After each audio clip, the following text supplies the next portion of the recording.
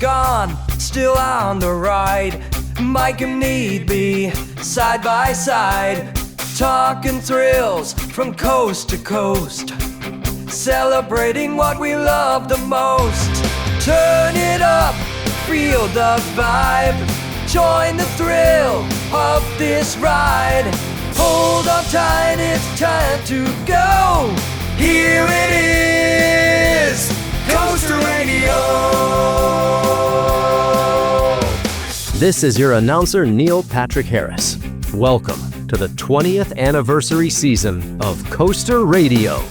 Here are your hosts, my close personal friends, Mike Collins and E.B. Hi, everybody, and welcome to the original theme park podcast. You are listening to Coaster Radio. My name is Mike. I'm here with my friend E.B., and we are ready to talk theme parks and thrill rides. That's right, Mike. If you're watching on the YouTube, I was fake getting ready, and then you surprised me. Yes, that's what happened there. So yeah, hey, this is going to be a fun episode of Coaster Radio, Mike. We got some good coaster talk. We got a couple of trip reports, and I think very exciting. I'm going to tease me going to the parks. That's going to be next week's episode, but I'll tell you which park and what it's going to be and all that stuff in the second half of this week's episode.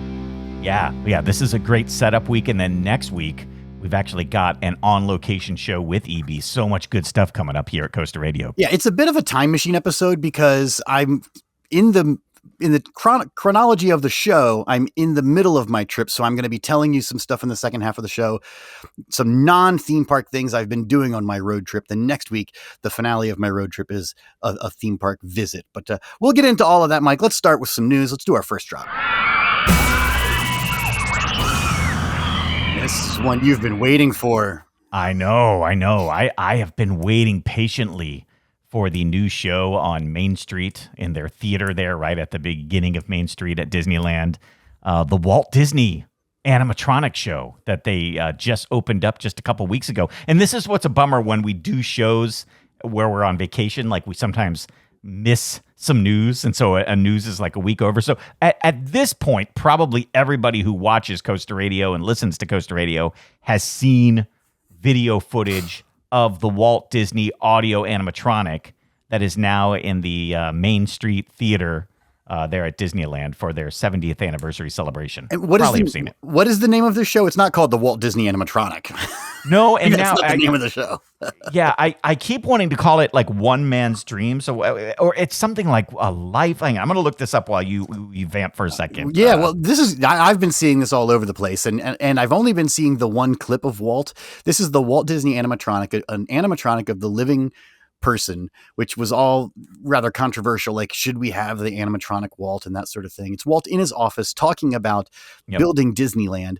And did you find it, Mike? What's the name of the show here as he's in his office? Yes, it's called Walt Disney: A Magical Life. A Magical Life. What it's called. And he's standing at the desk, and this is an older Walt.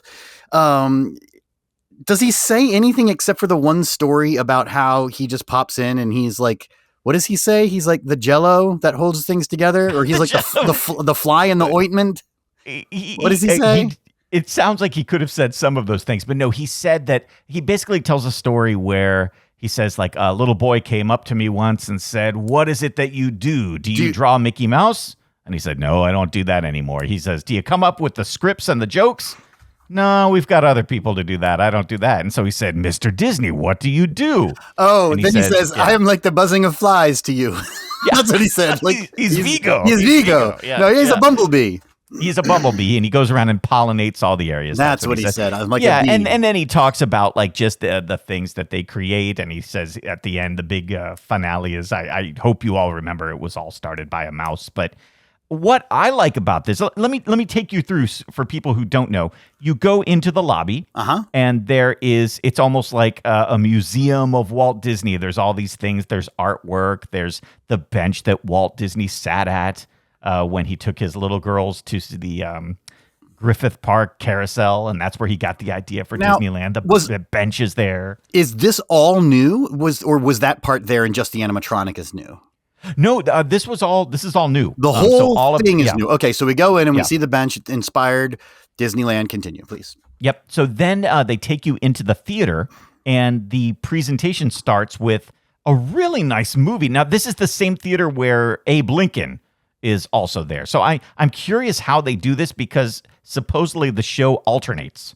And I somebody's going to have to tell me if that's true or not, but I heard that it alternates between the great moments with Mr. Lincoln and this Walt Disney Magical Life. Abe Lincoln in a theater. Oh, boy. Yeah. Aye. But so anyway, the movie or the presentation starts with like a 7-minute film about Walt Disney's life, which is pretty good. It's actually really good. Walt Disney's life is complicated and long, and if you ever get a chance, there's a excellent autobiography out there. It's not the official Disney autobiography, but it's written by another man, and I'll find that for you here in a second. But he had a complicated life, and it was a life that had a lot of successes, but also a lot of failures too. This movie did a good job of addressing all of that without getting too into the weeds.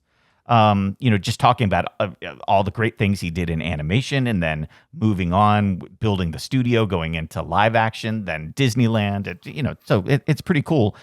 Then the curtain opens, and there's Walt standing in his Burbank office. Now, let's be clear. He's kind of leaning at the beginning. He is. And he this is the magic of the animatronic, right? Yes.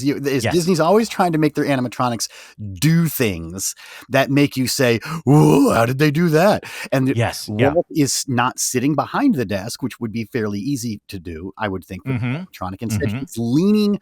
He's standing in front of the desk, leaning. He's got his butt on the desk. He's got a hand on the desk. And then he stands upright. Yes. Right. This is the magic of this animatronic, is that he stands and he kind of takes a step, doesn't he, Mike? Yeah. Yeah. That's the wow moment, I think. And the best thing they did with the animatronic is that he's literally like leaning back as he finishes story 1. And as he moves into story 2, you can see him lift himself up. And that step forward that he takes to balance himself is really cool.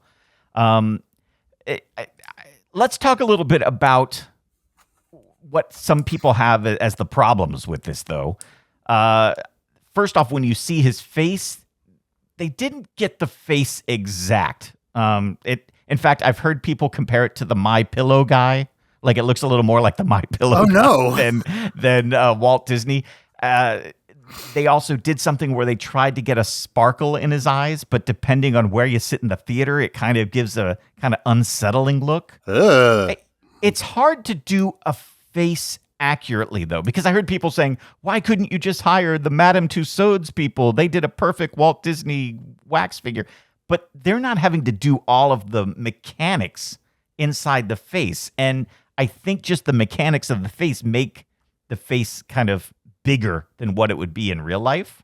And so that's why it kind of looks good. Like Walt looks a little chubby, I think, or especially in the cheeks and stuff, because of the way the mechanics go. I think that's the part that is throwing most people. I think if you sit in the back of the theater and you're like me and you need glasses to see far away, you're probably going to be impressed by this. Because if it's out of focus, it looks a little better. And how many people, again, this is a whole GP versus a crazy Disney adult type thing, right? How many people even know what Walt Disney looks like? Like, people probably remember when they were kids, maybe watching Wonderful World of Disney or something like that, and they just have a memory of what Walt looks like. They probably saw a picture or something, or while they were at Disney somewhere, they saw something. But this doesn't look unlike Walt Disney.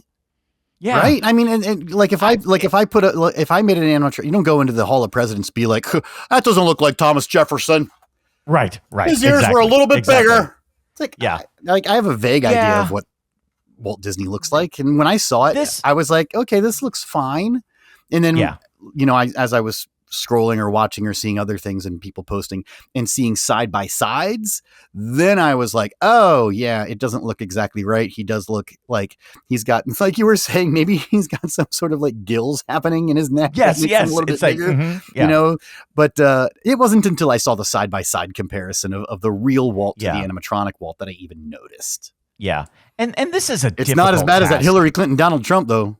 Oh, that one. Look, yeah. Wasn't the thing, though, that the rumor, and I doubt this is true, but that Disney Imagineers were so convinced that Hillary Clinton was going to win animatronic. Yeah, so that they made her face, and then they're like, oh, Trump won, and they just kind of like changed it a little bit, and they've gone back. I think they've changed the head of Donald Trump for his most recent administration. But anyway, so going back to Walt, I think it's difficult, and I commend the Imagineers for taking this on because you are doing a Walt Disney animatronic in Disneyland, where a big majority of the audience is going to know intimately what that guy's face looks like. Well, so especially, to backtrack on what I said that nobody's going to care or know, if you're going into this attraction, you care about Walt Disney. Right. So this is not like they put a Walt Disney animatronic in the Matterhorn. This is the Walt Disney show. And so you're going in there. Okay. Yeah. The other thing too that threw me off a little bit, and it's funny, I think it depends. Like, basically, we're all seeing recordings of this, right? Most of us have not seen the show in person yet. I hear that when you hear it in person, depending on where you sit in the theater, you get a little bit of a different audio experience. Oh, how's okay. People were saying like it didn't sound like the audio was coming through the speakers, like they were trying to make it come from Walt himself. So depending on where you sat, the audio sounded a little not so much like Walt. In fact, the first recording I heard, I thought it was a voice actor doing Walt's voice. I was like, whoa.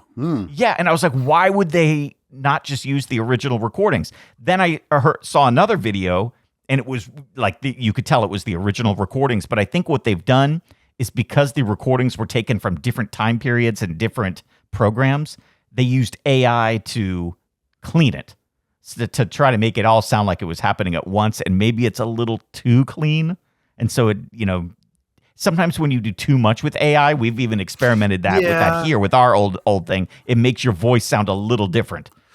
If you go back and listen to the King to Ka episodes, you and I sound a little different with the AI cleanup than we do normally. Well, and with something, the audio being so old also, right? Like they wanted to clean it up somewhat anyway. And so you're already not dealing with, like you're saying, not the best quality audio. And you don't want to just play that bad old audio in a theater because it wouldn't sound right to your ears. It would sound very much like a recording. So if it works mostly, then they did a pretty good job. Right. Here's my last thing about it. Walt said a lot of inspirational things in his life. And I wonder if maybe they didn't choose the right quotes to use in this. Like, I know they told the story about, Mr. Disney, what do you do? And, that's a good quote about him. But he said some things that maybe are a little more inspirational, and I'm surprised they didn't go with that. And you tell me if I'm wrong, EB. I was thinking that the show would be more of Walt being an inspiration to the audience, and it didn't really do that. It was more just about like, well, here's what I've done, here's what the company has done, and it wasn't so much about like, here's how you can learn from me. And like when I read that Walt Disney autobiography, there were a lot of lessons in there that could apply to our own lives. Like if you're doing a creative endeavor and you fail, you learn from the failure. I think Walt even said that once, like sometimes the best thing for you is a good failure.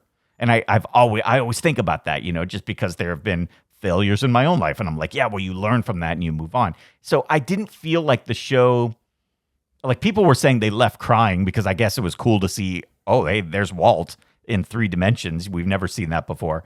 But I didn't feel like what he said was necessarily inspirational, where there were definitely things he said that could have been used. I don't know how you feel, but or even if maybe it's not about the audience, maybe it should be about him. I don't know. What's the name of the show again? Walt Disney: A Magical Life. A Magical Life. So is it really about?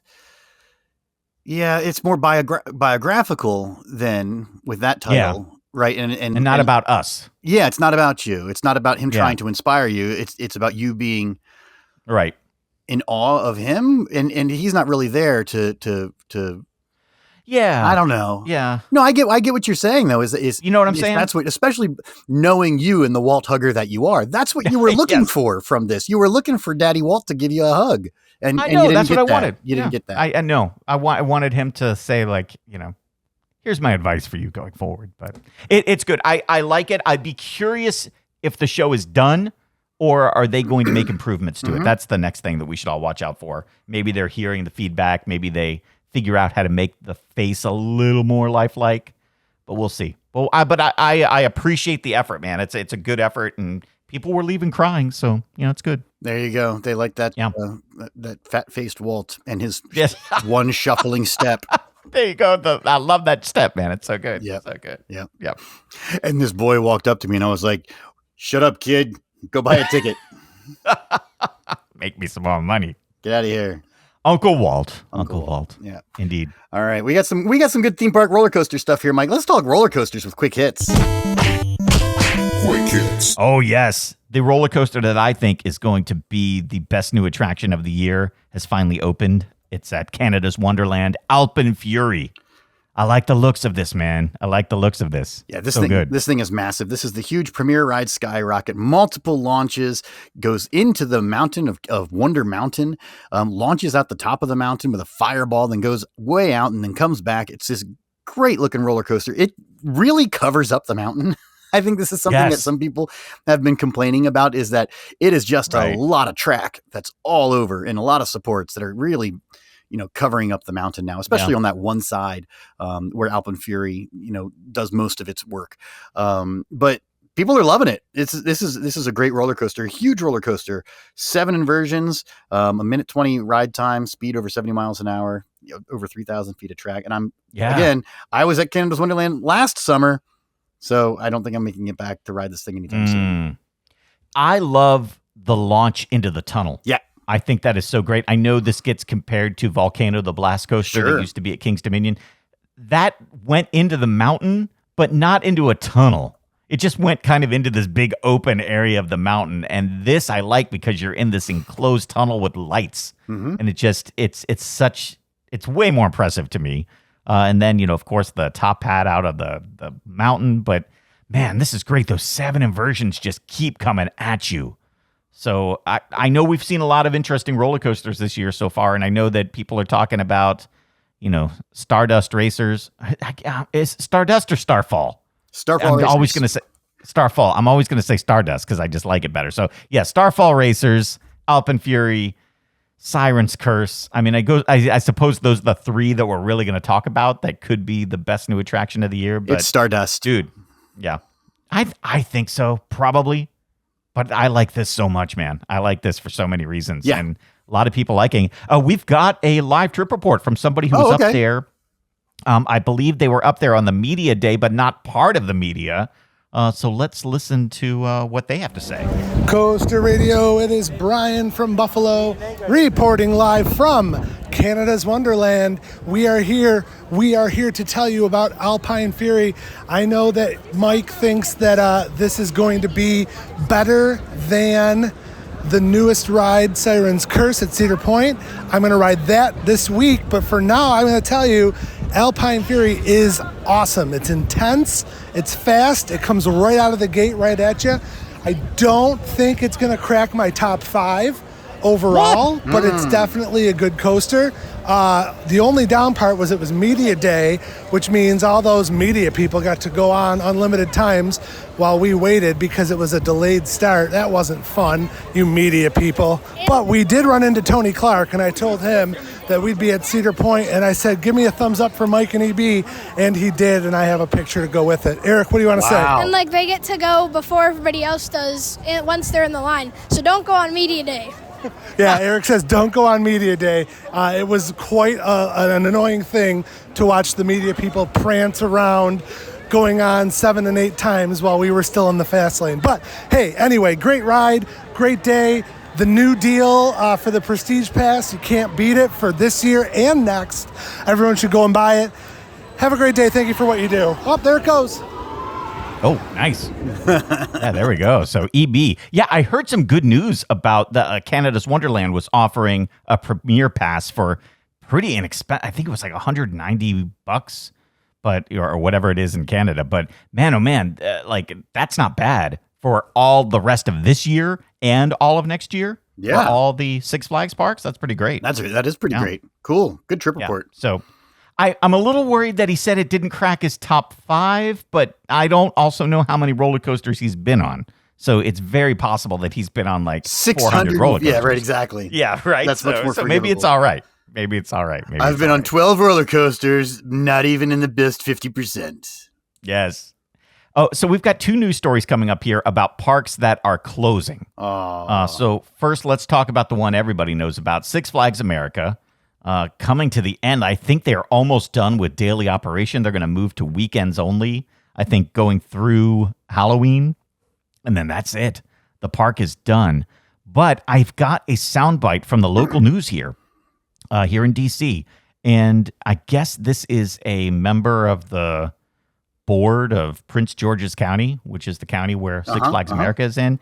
And they're talking about maybe they have, and you tell me if you think this is like just politics or political speak, or if this is maybe real, but they're thinking they want to talk to whoever buys the land about them keeping some type of amusement industry location going. Okay. Take a listen to what she says. This is the actual report here from, I think it's WUSA 9 here in D.C. There have been some setbacks when it comes to development here in Prince George's County this year. Largo is a little bit quiet right now, so we really need to build the density right in that downtown center. One being Six Flags closing at the end of this season. I actually just went recently. I hope they turn it into another attraction park. We don't need any more like stores or big malls. We just need something that's for the community. We are looking at park amusement entertainment and the Six Flags. Six Flags is going up for official sale in August, and we're going to see who gets the top bid and start working with them. So that's what, a member of the city council. What did she say? Park amusement entertainment? Yeah. And she's saying whoever wins the bid of buying that land, they want to work with them for park amusement, some type of location. Park amusement entertainment. Yeah. I'm going to say. What does that mean, EB? I think it means it's not going to happen. It's going to be McMansions. Yeah. Do you think like that's just wishful thinking on the part of the city council? I don't know. Is she an enthusiast? Does she have 600 coaster credits? I don't. Right. I don't know. That's a good question. I don't. I just don't see it happening for this park. I really don't. I think the park is just going to go away. I can't imagine somebody going in there and saying we think we can operate this park better than Six Flags can and make a profit at it. No, I don't think it's going to happen. Like you said, maybe the water park, but even that, I mean, how much are you going to pay to go to a water park? $20, $30?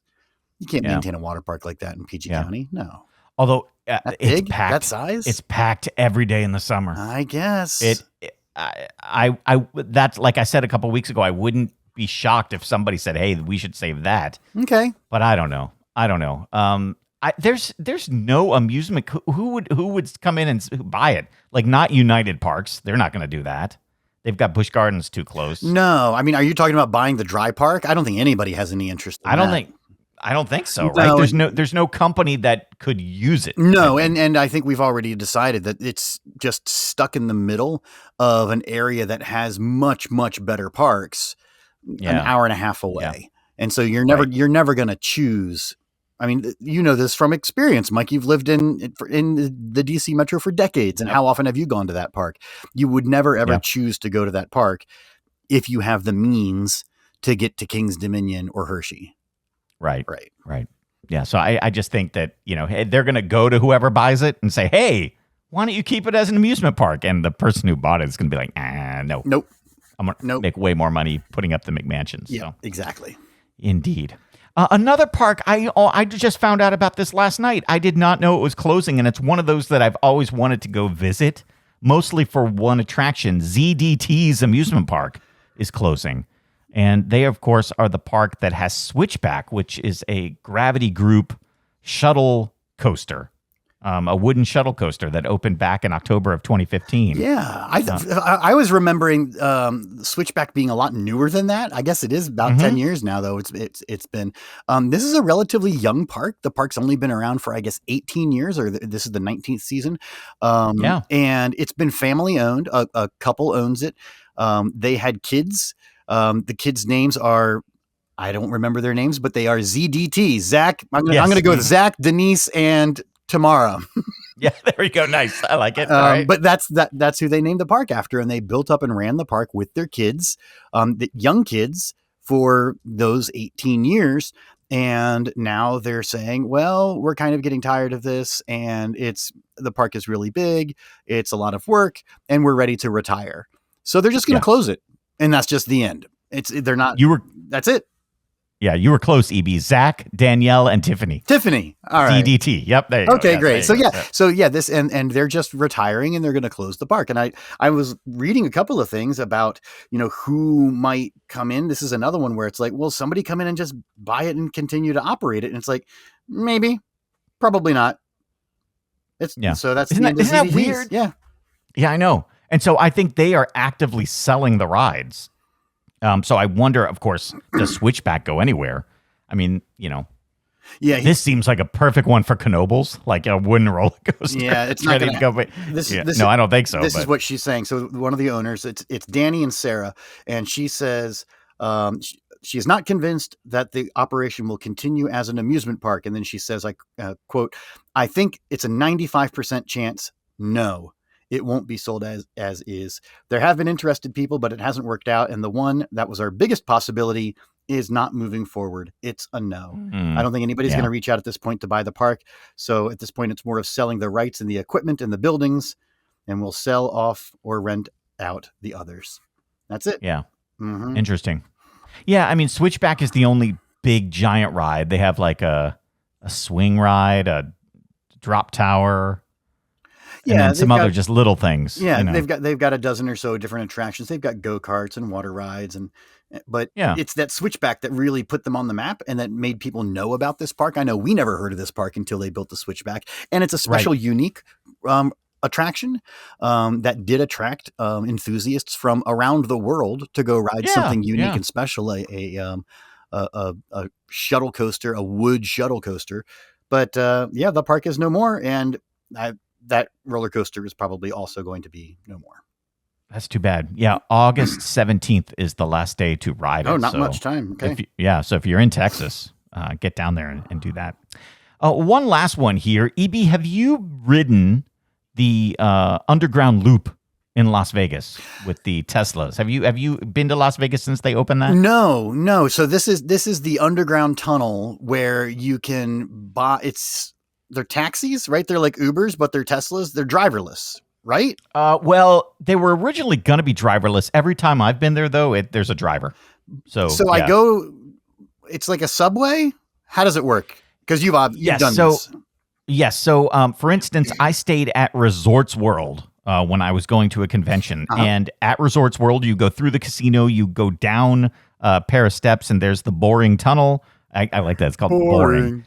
Yeah, it's boring. Hilarious. But then you pay whatever it is, like $4 for the day, and all these Teslas come out of these tunnels with all of these LED lights inside. In this case, you just get in one. There is a driver, and it takes you down to the next stop. So it's like a subway, but you're actually in a Tesla car going through. Then it stops at the next stop, which happened to be at the convention center. You pop out, go up the steps, and then you're there at the convention center. Right now, I think the loop takes you to each hall of the convention center, but they also just moved it to the Wynn Resort. And supposedly they're going to keep burrowing tunnels all the way down the strip, so it stops at every hotel. But so it's just a car. It's not on rails. Nope. And it's not automated. There's still a person. Yeah. So it's just another road. It's basically a taxi, but it's a road. Yeah, with no traffic though, because a private road with only Teslas that you pay $4 to ride. Yeah, it's a one-way tunnel. So you're just going down to the, and then popping out at each station. Okay. It's way faster. They're fast. Time I was in Vegas. The other thing is because they're Teslas and they have like the computers and everything like that for the driving, the assisted driving, I'm assuming now, they can get up to like 100 miles an hour. Well, they don't go that fast, but No? but I was impressed that it was going, I think it was probably going like 20 or 25. Oh, that's not. But yeah, so it wasn't like rocketing, like rocket rods. What did I see that said it was good? They went 100 miles an hour in the. Oh, yeah. Well, at least not any time I've been on it, but I've got to say, it's pretty nice, especially if you're like running low on time and you need to get from your hotel to the convention center. That thing's going to get you there once you get on, Well, in like 60 seconds or so. Pretty nice. I mean, it sounds like a subway, right? I mean, in a Right. city that has very good public transportation in the form of a subway, you go down the stairs, you wait 2 minutes, the train Yep. shows up, you hop on, you hop off. Except this is new, and so why not have individual cars? And so, are there like a bunch of cars? Like when you go down, is there like a big lane of cars, and you can get in and you just get in the first one? Yeah. They like there's like 10 different parking spaces, and you go in and you show your ticket, and they said, okay, go to number 1, and you go up there, and then the person pulls in, you hop in, and they take you down the tunnel. Yeah, it's pretty seamless. That seems. Pretty fast. Why do they have anyway? Whatever. The story is they're going to build one in Orlando. That's what we're talking about. Yeah. Okay. Yeah. And Which and doesn't this is make any what's sense interesting, because like, I thought Orlando was all swamps and there's no basements in Florida. there's the question. Because like you could do this in Las Vegas. There's nothing but dry desert out there. But if you try to do this in Orlando, and they're talking about doing it in the International Drive area, and maybe even connecting the original 2 Universal Orlando resorts, Great. Islands of Adventure and Universal Studios Florida, all the way to Epic Universe. Great. Like they would appreciate that, right? Because that would be a pretty. They don't have a monorail. Sure. They don't have an easy way to get people back and forth. But if you could do that with the boring tunnel, yeah, why not? But you can't because it's Florida, so you can't make tunnels. Yeah, because isn't the water table like you can't do it? That's what they have to- But maybe they have a way. Maybe there is a way if you do it with concrete tunnels. But how do you keep that water from seeping in? I mean, That's my question. I don't know that. Like, isn't that a thing? Like, houses in Florida don't have basements. They like it's all swampy swamp. That's why Walt was able to get his real estate so cheap. Yeah, and Tesla submarines. yeah, maybe that. Yeah, maybe Just that. go through the swamp. Right. I would be interested if this happens, especially for the Epic Universe part of it. But whenever I think of these tunnels, I think of the taxi driver that I rode in last time I was in Las Vegas. And the reason I remember him is because after every sentence he would say, buddy. So he'd be like, how you doing, buddy? Like, hey, where you going, buddy? Everything was buddy. And so he was talking about the Tesla tunnels. He's like, I don't like that guy, buddy. I don't like his Teslas, buddy. Like, everything was buddy. Great. But he was not a fan of the Teslas. He did not like the boring tunnel. He thought it took money out of his pocket. Well, maybe instead of the tunnel, like in Vegas, maybe we need those drone cars, right? Where are the flying cars? Why are we not Where's working all hard of on it? that, Elon? We were promised all of that stuff. We get none of it, man. I feel like that should be something that we can do now with how much we're doing drones now. Yeah. You should be able to have a drone car. I wish we If it was like in its own dedicated lane, kind of like the Tesla tunnel that you can drive 100 miles right. in. You just sure. a dedicated lane, like in Back to the Future with the floating traffic cones. Yeah. And you can fly your drone taxi cab, buddy. Hey, buddy. Yeah, that was supposed to be 10 years ago. Let's go flying, buddy. Yeah. Like Back to the Future said 2015 we'd have flying cars. Here we are 10 years later. There's not even a hint of it. Don't even have it, buddy. They're not even doing the Amazon deliveries with drones yet. When was that? I was supposed to have a Target painted on my roof, and they were going to drop packages. That was a thing. They haven't done that either. I think it's because that guy in Texas shot one. Oh, did he? He's like, hey, it's been that away buzzing from over me. my house too much. Blam, blam. Get away from me, buddy. Hey, buddy. All right. Hey, buddy. I'm going to shoot that thing down. A drone coming at me. Yeah. Oh, but wait, it's the Amazon. I think it was actually. I think it was supplements. I think it was delivering to his neighbor's house, but the neighbor kept getting stuff like delivered every day. Like I order from Amazon constantly, and so that would be me. Like every single day, there would be like a buzzing thing coming over and like dropping off your watch batteries. Yeah. Oh no! I'm too lazy to the go. Toilet paper's coming down. It's back. I see it. It's been spying on me. It's that Elon. They say his company's boring, but it's really exciting. Oh, trying to look in the window at my wife. I'm going to shoot it down. Blam, blam. That's right, buddy. Hey, we've got a live trip report here. Let's go to that, and then we'll do a break. But Matt, the archivist, is out at Valley Fair. Let's take a listen. Hey, Coaster Radio listeners. This is Matt, the archivist, and Kelly. And we are out at Valley Fair in front of our Wild Thing today. It's a Morgan Hyper Coaster. It's been here for about 30 years now. And the park will be celebrating its 50th anniversary next summer. We were hoping for a new coaster and not a closure, but as usual, nothing new is coming out of here. We haven't heard anything yet. Anyway, here comes Wild Thing. Oh, that was loud. Keep up the great work, guys. Love the show. Take care. All right. Thank you, Matt, the archivist, who has listened to the entire archive of Coaster Radio like 3 or 4 times, right? Hasn't he done that? Yeah. He's going to correct you and tell you 5. Yeah, that's a good trip report. Hoping for a new coaster, not a closure. Matt is very pessimistic about Valley Fair and its future. So yeah, thank you, Matt and Kelly. Yep. We are going to take a break here in a second, but like we said, next week we've got a great show with EB on location. The week after that, though, we are back in studio, and it's time for an interactive question. Oh, good. We haven't done one of these in a while here. And, we were talking about ZDTs closing. We're talking about Six Flags America closing. I mean, throughout the history, even the modern history of amusement parks, there have been a lot of great attractions that are no longer with us. Yes. So we want to hear from you. What is your most missed defunct attraction? And it can be one that you have ridden many times before and you miss it. Or maybe even better, is it one that went away before you had a chance to ride it? That's what we want to hear about. Oh, and is this most missed by me or most missed by the general population? I guess it's my own personal, right? It's the one I miss the most. Yes. Mm-hmm. Yeah. Okay. Yeah. Good. So I think that's good. And I think to encourage people to do this, can we give a prize for the most interesting answer? The one that like sparks the best discussion, or maybe one that we hadn't thought about? Because there are ones out there everybody's going to talk about, but is there one that somebody's going to say and you're like, that's really interesting, I've never thought about that one? Yeah, for sure. Yeah, let me look in the Coaster Radio prize closet and see what we have. I'm sure I have some good goodies from some defunct rides in my goodie bag here in my prize closet. I definitely have some park maps from parks that have closed, Geauga Lake and things like that. So I'll put together some sort of like defunct, closed, great missed attractions prize pack, Mike, and send that out. So excellent. Yeah, that's good. Oh, that's so good. We'll send a prize to the best answer to the interactive question. What is the most missed defunct attraction that's happening in 2 weeks? Yes, so send your responses right to us at feedback@coasterradio.com. You can also send us a voice recording there, or use the coasterradio.com iPhone app to send us a recording. But we love hearing the recordings; those are always great. But also, just make sure you keep those to around 30 seconds or so. Don't write a whole treatise about the attraction you miss, or like go on for 10 minutes. We just want 30 seconds. We want to keep the conversation moving. Cool, great. So we appreciate it. Let's take a break. When we come back, EB, I want to hear about your trip out west. Okay. And all the great things you saw. So we'll do that right after this. This is Coaster Radio.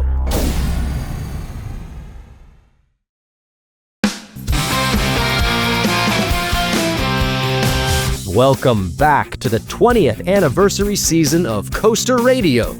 Here are your hosts, Mike Collins and EB. Welcome back, everybody, to the original theme park podcast. You are listening to Coaster Radio.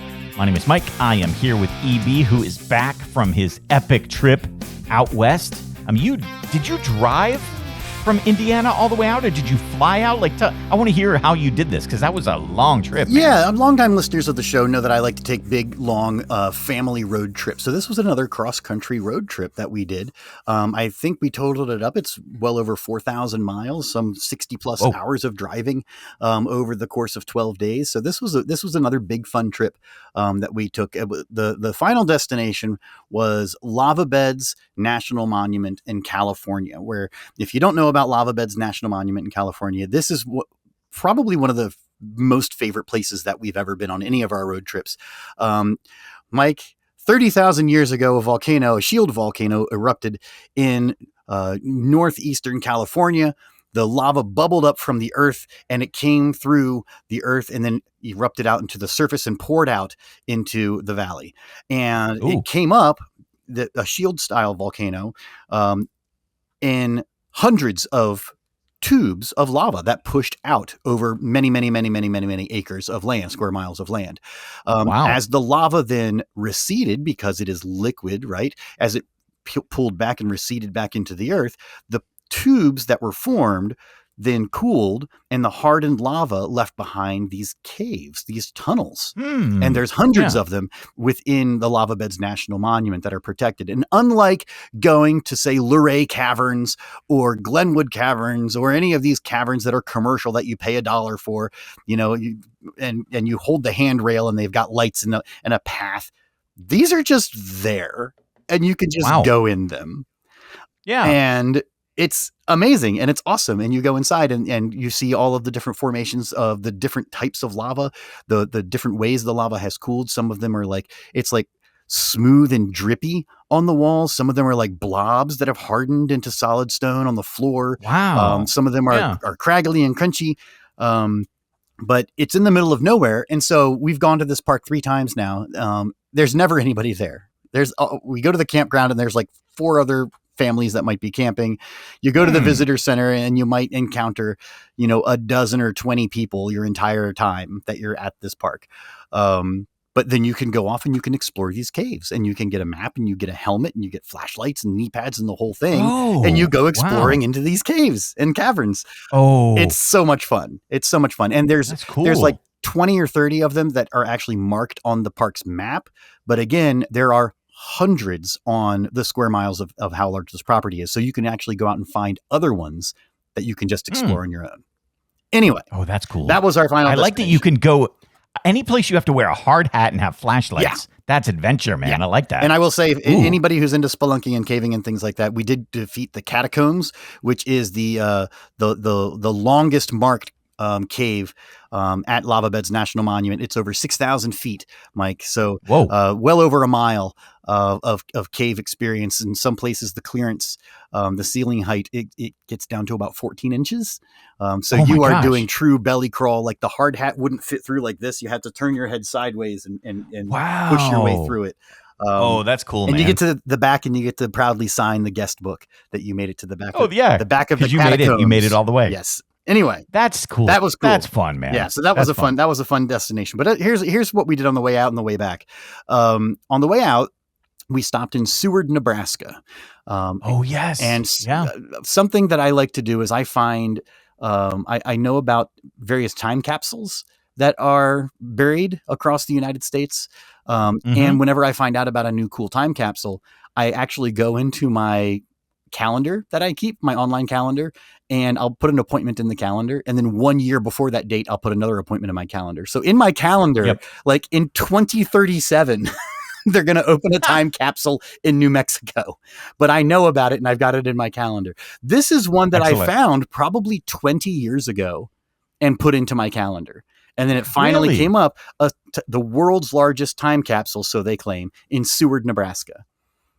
Excellent. And they just opened it on the 4th of July.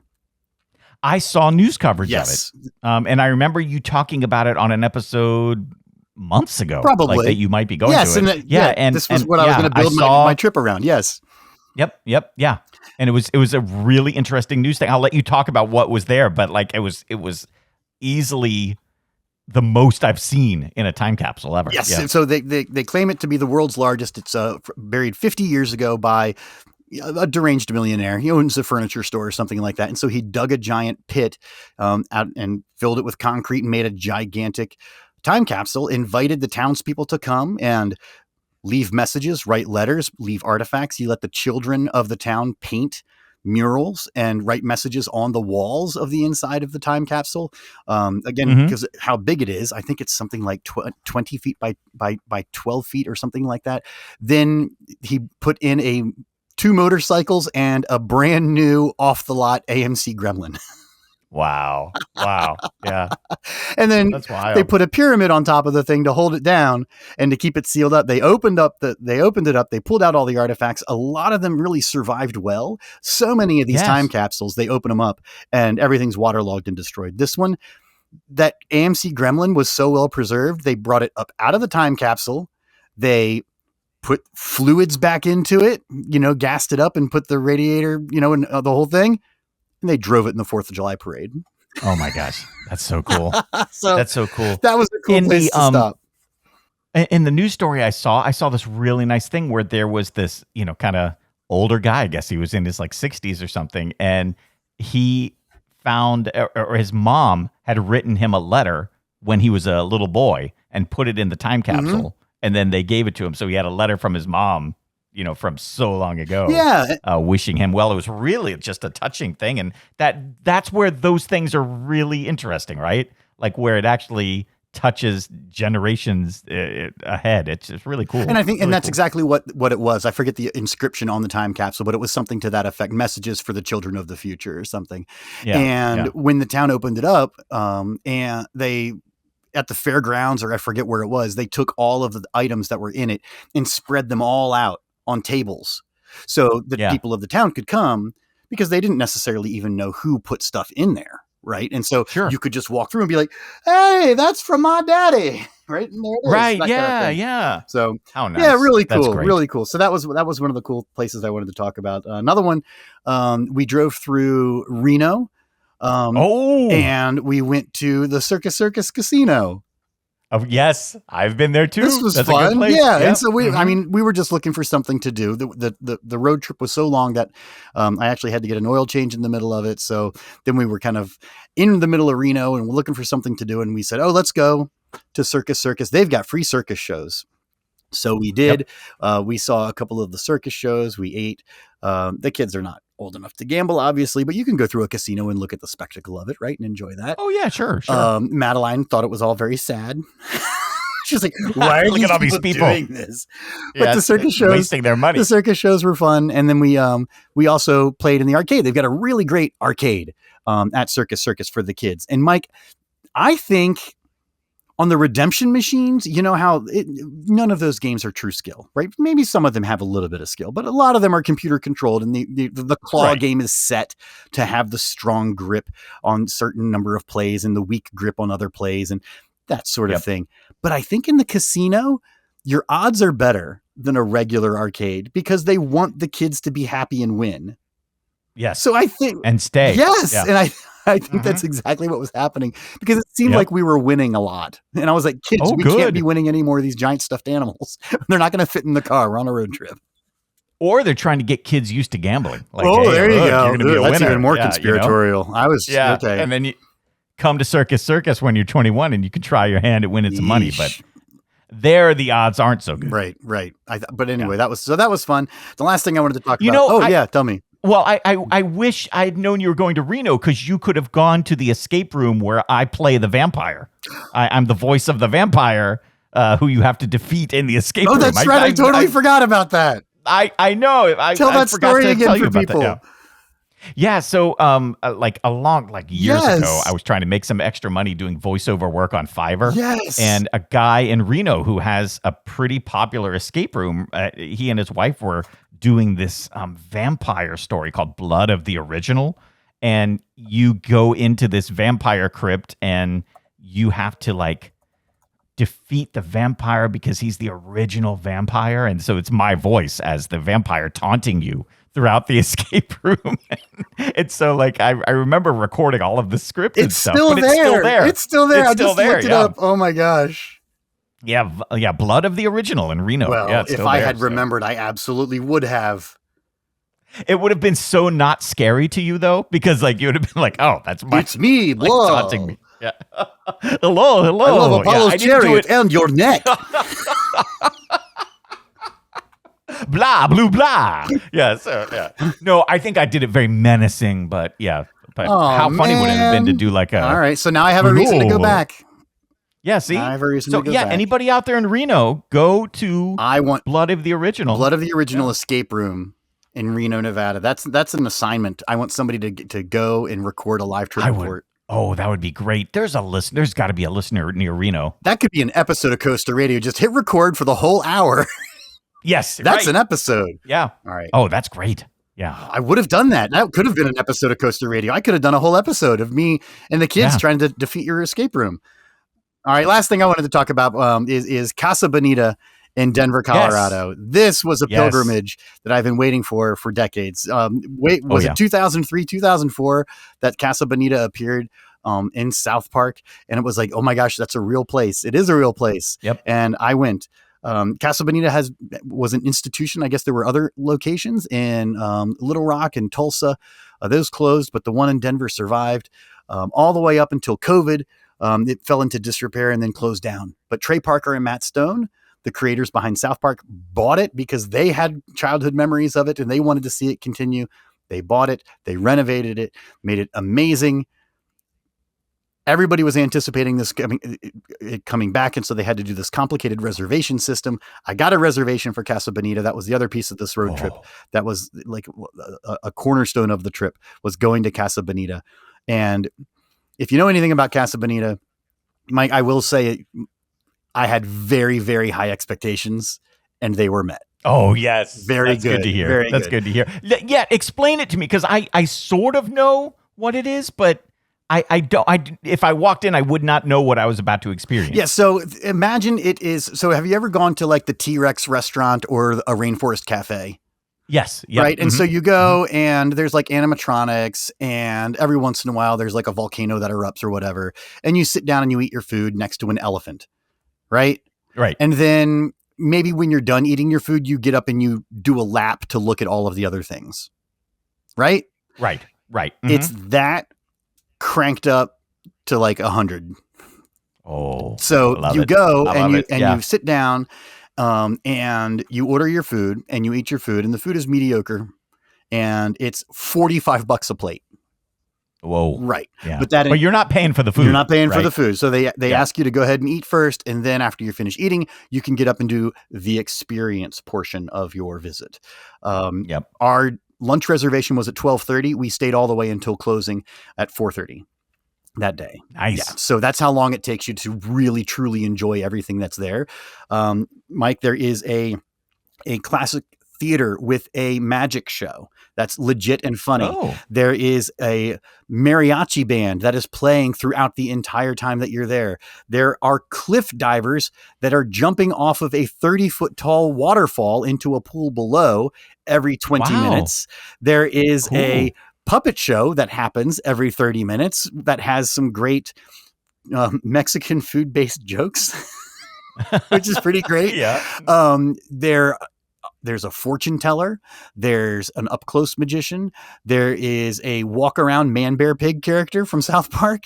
You can go and you can explore all of these different areas of the building. So you can go and you can be in the little Spanish town, and then you can go into the gold mine, and there's all kinds of gags in the gold mine and things you can do. You can push the plunger down and try to make the rocks explode. You can peek into a cranny, and there's, a miner's leg sticking out, and he's like, "Help me, I'm stuck in here." There's a whole cave section where you can go and you can see this bat. There's a part where you can go and you can visit the treasure hunter, and there's a clam that opens its mouth and gives you a pearl that has a prize in it. There's an explorer, and you can go and find her in the Aztec tunnels, and she'll show you about her exploring. There's a guy playing classic Spanish guitar up on a balcony just randomly. There's Black Bart's Cave, where you can go through like a haunted walkthrough mini cave attraction. It's gigantic, and it's so much, and it's like a maze, and it's packed full of people. It's just so much fun. And then there's walk around characters to boot, so that they have a whole cast of characters that you can interact with that are really funny. But anyway, Casa Bonita, exactly what I wanted it to be. I'm so happy that I finally made it to Casa Bonita after all these years. That was another one for me. So wonderful. So few things in life meet and exceed expectations, and this sounds like it was one of them for you. I like it. It really was. It really was. I knew what to expect, I think, and it did live up to what I wanted it to be. And again, this is ever since finding out about Casa Bonita, like so many people did back on South Park way in the early 2000s when that episode aired. Oh, Eric Cartman. And there's lots of little South Park references all over the place too, which is fun. But that was not the only things you did on your trip. And next week we've got more coming up. That's right. So the big themed attraction that I went to was, of course, Glenwood Caverns Adventure Park. This is a park that I went to. What was it now? 10 years ago. At this point, it was a while ago, almost 9 years ago, I guess, with my son Mark, when the Haunted Mine Drop attraction opened. If you go back and you listen to those episodes, I think it's season 11, there's 3 or 4 episodes where you can kind of follow along the season long story arc of Glenwood Caverns Adventure Park opening Haunted Mine Drop, where we talk about the ride. We talk to, Nancy Hurd, the GM of Glenwood Caverns Adventure Park, about the attraction. Then we talk to Mark McDonough of Creative Visions about the theming of the attraction. I think for both of them, we were kind of leaning heavily into, if you need a couple of guys to be voices on this attraction, let us know. Then we were the voices in the attraction in the queue line for the Haunted Mine Drop. And then you get to hear my trip report from Mark and I being flown out to be the VIP guests at Glenwood Caverns Adventure Park. And so great. Meeting Stan Checketts, the legendary attraction designer and inventor of worked and founded S&S, Stan Checketts, and the whole thing. Well, a few years after that, we talked to them again about Defiance, the new Gerstlauer roller coaster that opened 4 or 5 years ago at Glenwood Caverns. Really wanting to get back to Glenwood Caverns to ride that ride. Finally got to do it. And that's going to be next week's episode. And along with, like you teased, Mike, some behind the scenes of the Crystal Tower, the retheming of the Haunted Mine Drop.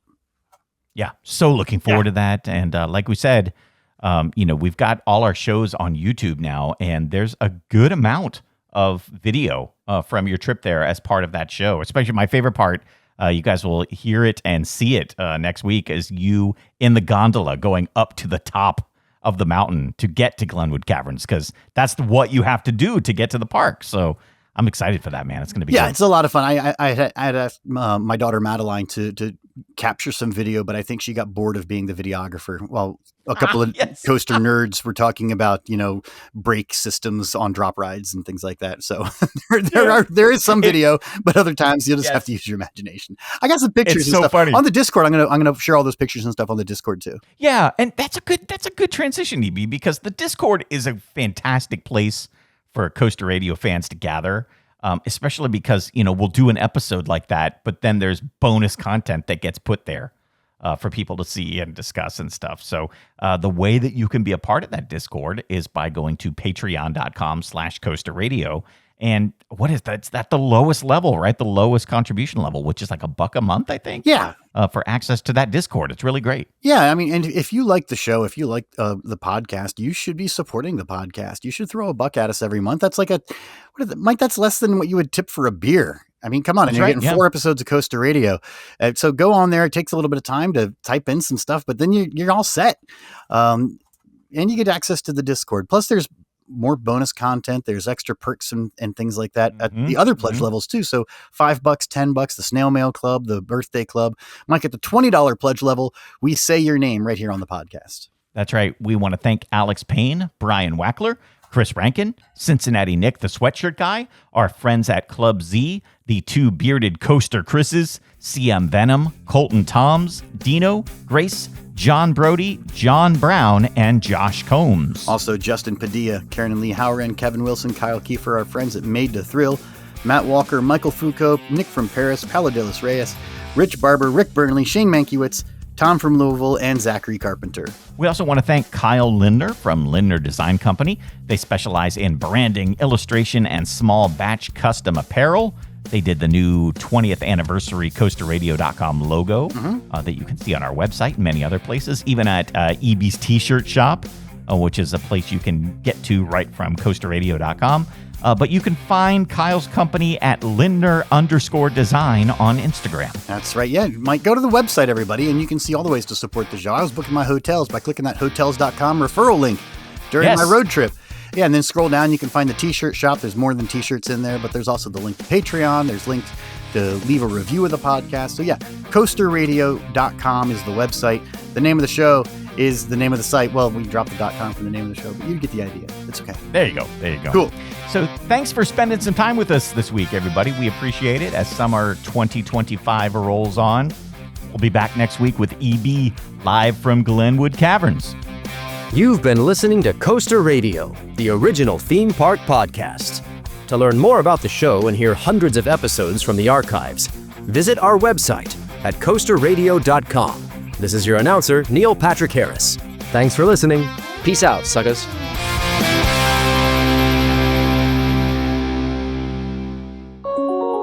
Coaster Radio is a production of Lift Hill Media, LLC. Audio and video from this program may not be broadcast, edited, or reproduced without our express written permission. Copyright 2025, all rights reserved. This was all done in one breath.